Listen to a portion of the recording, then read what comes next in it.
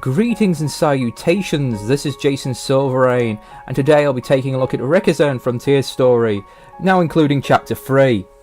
Now, I'm not going to be playing through the whole game again, but unfortunately I do not have access to my previous save, so what I'm going to have to do is play through the game, but I'm not going to be recording all of it this time. I'm going to be recording the main updates and changes to this version of Frontier Story. Now, I was talking to Dark Naegi about this, and he's not exactly pleased with this latest release. I unfortunately had to do a lot of work whilst at a family home and suffered a lot of interruptions and delays and the like. I can understand. I'm having to record in a very similar situation. Sometimes you're just trying to need a peace and quiet or focus on something, and you just cannot help but have the constant interruptions that come with being in a shared household. But a bit of up news. This is probably not going to be the final version of Chapter 3. I definitely see Dark Naegi going back and doing more work on this. There's been a few updates to the earlier sections of the game, which I will be covering if I can access them. These were supposed to be scenes that you can access if you have a previous save or version of the game. Now, I don't have access to my previous save, but so hopefully I can find some way of accessing them.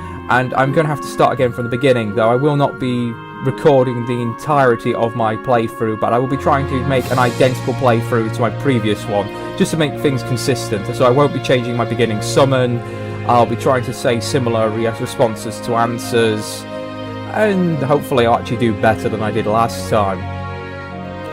As for my own condition, I am slowly improving. I'm having to repeatedly visit the hospital. I'm now recording from home, so I should be able to hopefully do a few more video updates, though I can't guarantee anything at this time. My health does fluctuate, and so does my energy levels, meaning that some days I just don't have the energy for recording or the motivation. I just find it very difficult to do anything other than sleep. I'm having to take quite a lot of tablets and medication, so that's quite mentally draining as well. So, fingers crossed I'll be able to film these in bulk and then release these to you in a decent times after I've done some editing and just touching up here and there. I'm having to use different recording equipment in different settings as well than what I'm used to. I'm recording off a quite high quality gaming headset now, which is very nice, and I thank you my parents for the gift for my birthday. So with all this said, shall we continue? Now, within a few moments of starting, there's already something new. The save system's been overhauled, and now you can see different levels of your alignment, your friendships, the number of quests you've done, the number of classes you've unlocked, and the summons you've collected throughout the game, not just your party and playtime. That's a nice little addition, and I think the new save system definitely makes the game look a lot more professional. Also be quite handy for those of us trying to make alternative playthroughs or different endings to try and get the various secret endings. Oh, I should note I've started playing on normal, so there's only one secret ending available to me, rather than if I played on tough or the more extreme difficulty settings. My main decision for this is I really do not want to spend a long time grinding. I am very much against the grind, and how to put it? I think I've already gone through this the first time. I don't like the idea of getting less XP for tougher fights. It's something that would really infuriate me. If anything, put it on a harder difficulty setting, but give me more XP. You know, make me rush up those levels quickly. It would be quite interesting then, because then you get to the end game, you get more access to your abilities, but you'll need more uses of them as well. So, swings and roundabouts. Just to compare it to his Gunstar Heroes, that's actually an old school Mega Drive scrolling shooter, but the early difficulty settings on that actually reduces the amount of enemies, it doesn't just make them weaker, where the extreme difficulty settings just ramps up the number of enemies and makes them more difficult to kill, which is actually great fun, especially if you decide to slap on an invincibility cheat, because I did that for a few hours, and I'm rambling a little bit now, I know, but just to compare the experience was, I'm not just fighting something that's tougher for the same amount of time and just getting bored or frustrated with it. I'm getting a lot more fun for my buck. When you're shooting lots and lots and lots of little robots that just blow up, it makes you feel like a badass. So in retrospect, in this sort of game, if you are doing fights which are much tougher than normal, but you're getting a crap ton of XP for it, and you're leveling up faster, and thus accessing all your abilities quicker, I really think that would be a more fair payoff. I guess it would make the game, some would say easier, I would say quicker. But you still got the difficulty there. But yes, let's continue. Hopefully we'll find something a bit more also that's new in the early stages of the game. Well, I'm back at the Unwinnable Boss. I actually managed to hurt it enough that it healed itself, and I had a cutscene about it. Now, I don't know if I actually got that cutscene last time. I was dead chuffed I actually managed to get to it this time. I almost lost Donald and Lion.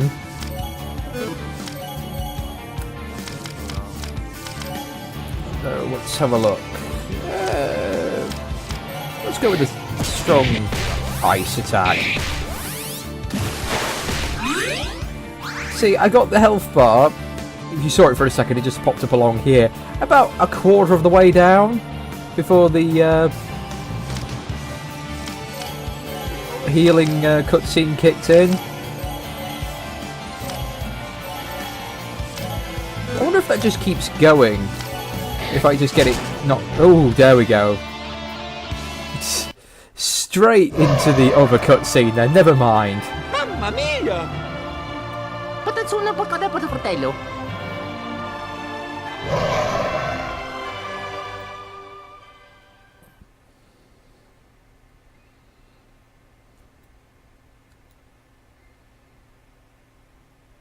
And, well, flicking back, I was really hoping to essentially get through those, the Unwinnable Boss again, where it's, you know, knock it down a quarter of its health, and then see what would happen if I knock it down about half its health again.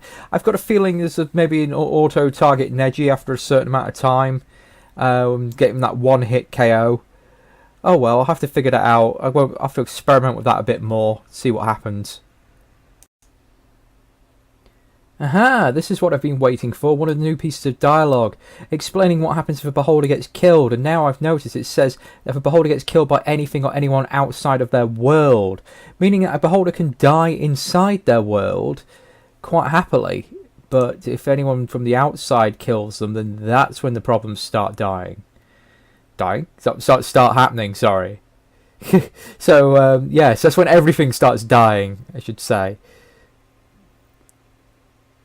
So that sniper, which almost kills you early on in the game, yes, your world will be destroyed.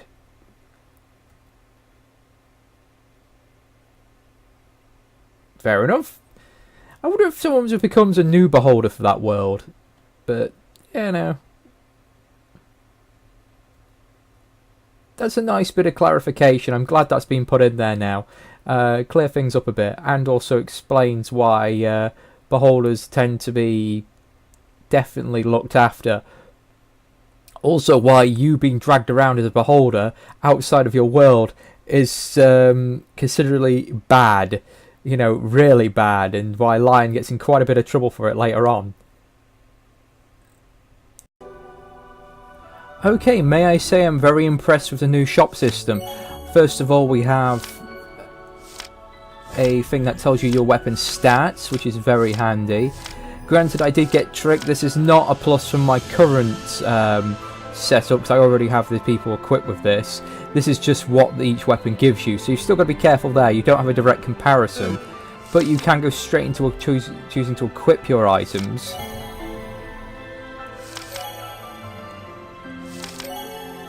Oh no, I don't want to equip, I want to buy. Now, physical defense goes up by 2, agility goes down by 2. I want Traveler's Tunics, really, I think.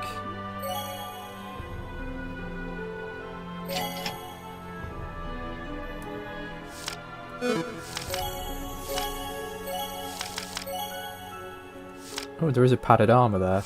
But no, Traveler's Tunic. What is Lion equipped with? Padded armor, so Oops.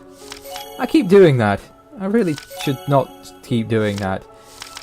Okay, Silk Robe. Do I want you? Because you give more agility, or you? Because you give that slight bit more magic damage. I'll go for the Traveler's Robe just in case. I'm just stocking up ahead of time regarding party members. Okay, so you want a Traveler's Tunic. Excellent.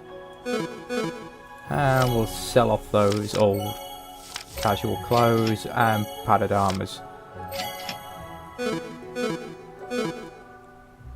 And accessories. Because everyone needs at least one good accessory. Blind resistance by 10%, stun resistance by 10%. I often like stun resistance. Leather hat gives me magic defense up. Ooh. Let's just go for general defense ups. Oh no, stop! I want to go to the equip button. You get an equip. You get an equip. And I think I'm doing alright so far. Oh yes, the merchant is now fully voiced, which I do like. That's a very nice touch. It's just a nice little bonus to it, and it was making me giggle. So yes, what next will I find is new to this version? I still haven't found the extra storyline section yet, and I think I've already missed it.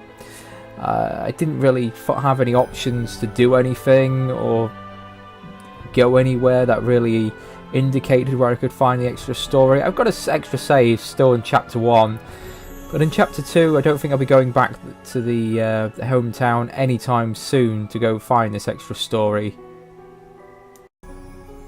Now, I've just been going through the Deep Realms in Chapter 2.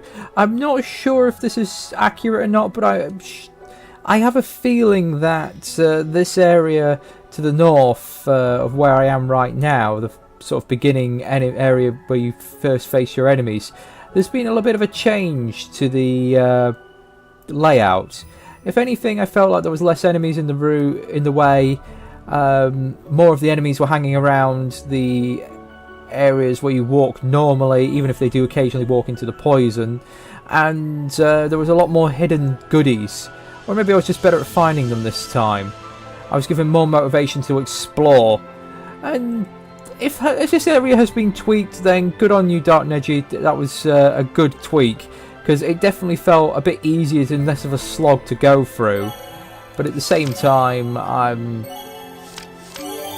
not struggling so much. I also have not been doing as much as grinding like I was doing last time, which has made it a lot more bearable. I think the grind last time really got to me. Okay, I better get on with this then. So I'm back on the boss once more, Hans, and he's proving to be relatively simple, although I have noticed one thing. I can't stun lock him anymore. And I don't know if that's good or bad. I mean, granted, it was a little cheesy me before, just constantly stun locking the bosses. And, well, yeah. It was just plain cheesy. It's not really how you're supposed to play. But Stun Blade just will not hit him anymore. Let's see if I missed 4 out of 4 times. Unfortunately, now he's got some magic defense up. That's going to cause me problems. Oh, he actually got a stun that time. Okay, so it's just the likelihood of it working seems to be reduced.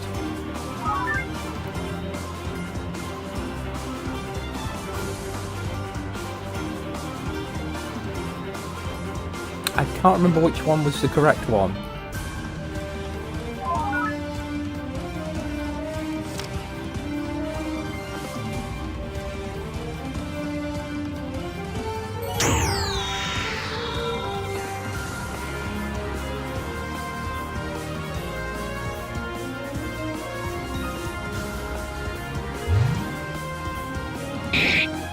Excellent. Hopefully that hasn't affected my alignment too much.